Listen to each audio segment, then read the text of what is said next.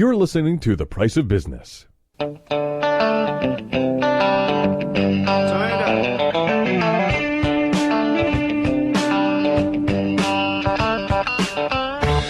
back to The Price of Business. I am your host, Kevin Price, talking to you about you and your business. I'm very excited that on January 3rd, we're going to have the premiere of the Price of Business television show on the Biz TV network. Roughly one-third of the homes around the country are able to access that show on TV, on broadcast television, and every home that has a website that isn't controlled by China or Russia or North Korea or any of the other dictatorial regimes, they'll be able to watch it on as well live, no matter where they are. We're really excited about this TV show and the great guests that we have lined up in the future.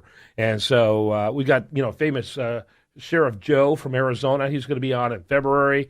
We've got Rand Paul lining himself up for February. It looks like we've got Ted Cruz for the end of February. So we got a lot of people, high-quality people, in the weeks to come. So we're excited about that. Gotta love it. That's a good open for your show, for your new show. A good way to open the new year, too. Absolutely. So we're excited about that. Also, I wrote an article. I write for Huffington Post, but I also write for US Daily Review. And, my friends kept telling me, you know what, it's great that you write for Huffington Post. It's especially relevant when you do that for, reaching people that otherwise wouldn't be reached with my message, right. Limited government and that type of thing. But, you got this great little website called US Daily Review. Why don't you post them there first and let Huffington Post have second grabs at that? What a great idea. So, and Huffington Post is so slow. I'll submit an article at Huffington Post, and it'll take 3 days, to finally get it posted. This is a story I wrote yesterday. It's about Trump's telling bromance with Vladimir Putin. And it's at usdailyreview.com. And basically the gist of the story is that, what would happen if John Kasich got the kind of love that Trump got from Vladimir Putin? How would Trump react if that love was directed towards John Kasich rather than towards him? Yeah, I mean, he would obviously, defile the very essence of John Kasich's soul for being talked about in a loving way from a dictator like Vladimir Putin. But obviously, Kasich is a huge dictator like Vladimir Putin. Yeah, that's the kind of stuff we would hear, right?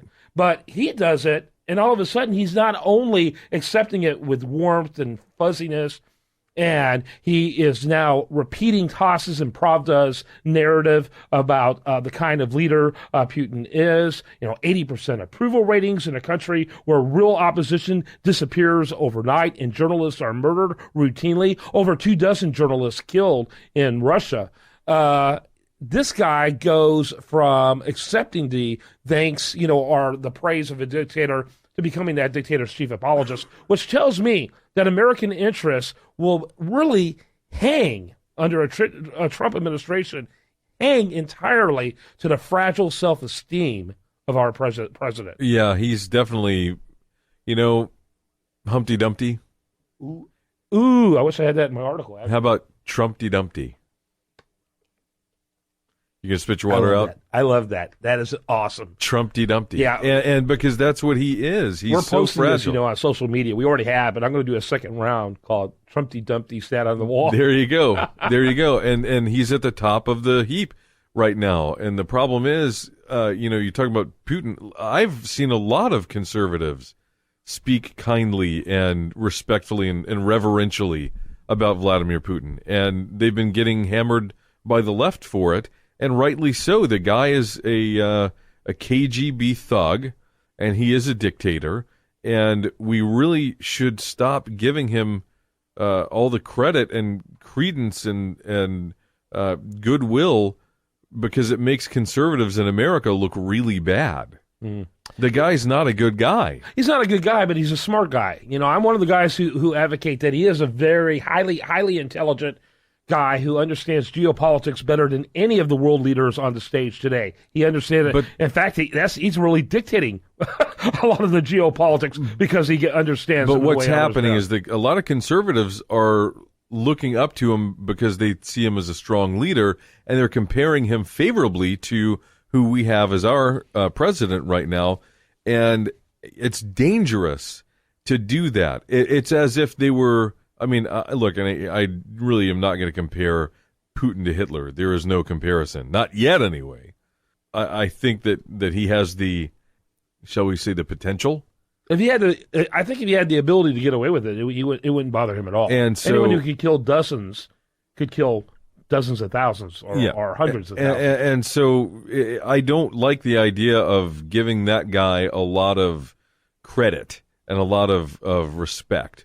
So, Trump is kind of falling into that same scenario where he is looking at Putin as a strong leader and someone, I guess, who he looks up to or would like to do business with or whatever. And the guy's dangerous.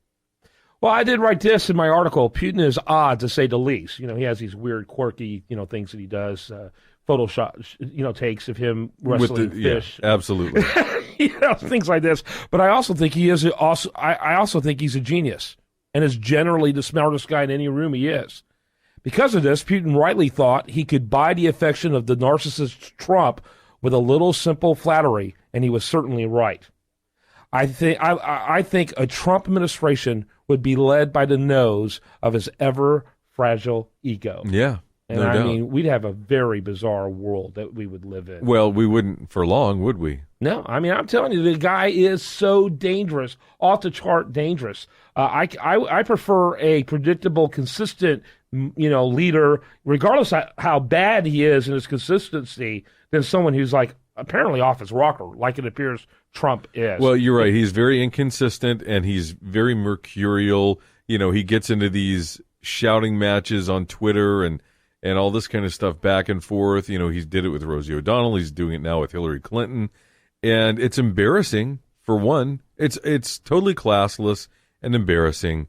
And also, it speaks to someone who really is mentally unstable. Donald Trump is the only person I know that could make Hillary Clinton a sympathetic character. Wow. And he's essentially doing that. Wow. That's the kind of guy that you're going to have as a GOP nominee. Good luck winning an election. Yeah. He's like one of the only people I think who could get beat by Hillary. I think most of the guys in the GOP lot have the capacity to win. You and I disagree about that. I think most of them have the capacity to win. I think he can't win. I think he can't win. I think Jeb Bush can't win. Jeb Bush is laughable. Right. But I think a lot of those other guys, Huckabee. I mean, I'm talking, there's a certain, let's put it this way. There's a lot of other guys that can win, and those two cannot. Those two cannot beat Hillary Clinton. Well, I think that from my perspective, the media is going to make it so that it's going to be really hard for anybody to stand up to Hillary Clinton in a general election. They're just going to have her back in a way you haven't seen in a long time. But I could be wrong. I just, when it comes down to it, the media is mostly liberal, and they're always going to side with the liberal. Oh, no question about it. They're completely in the bath with her. And so she should be already in jail. Dude, in the bath with Hillary Clinton now, I'm going to have sorry nightmares. About that. But she should be in jail. I mean, that woman should be in jail. Right. That's right. And this is a call based on, no convictions here and alleges here. You can have all that kind of stuff, both for Trump and for her, but and for Putin, as far as that goes. But, everything about her life, her record, her affairs, her nefarious activities, anyone else, any Republican would be serving time. Right. That's right. And they have, for years, gotten away with all sorts of shady things. And, it's just amazing to me that, they talked about the Teflon Don. She totally is. Yeah. She and her husband skated through so many scandals, and it just speaks poorly to the entire country, especially our government, especially our media.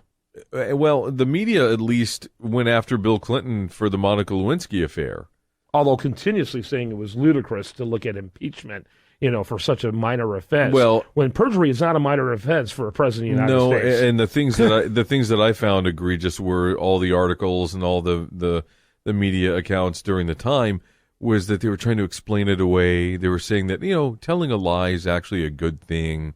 It's good for the children, right? Yeah, not hear this. And it's just amazing to me the cultural shift that we had. Look at how kids have been affected by that whole Lewinsky affair. Absolutely. I won't get into it on the radio, but there's been a cultural shift from that. And, the Clintons are bad folks. And I think that, even anything giving her more of a possibility of getting elected is a bad thing. So Trump as our candidate is a bad thing because you're right.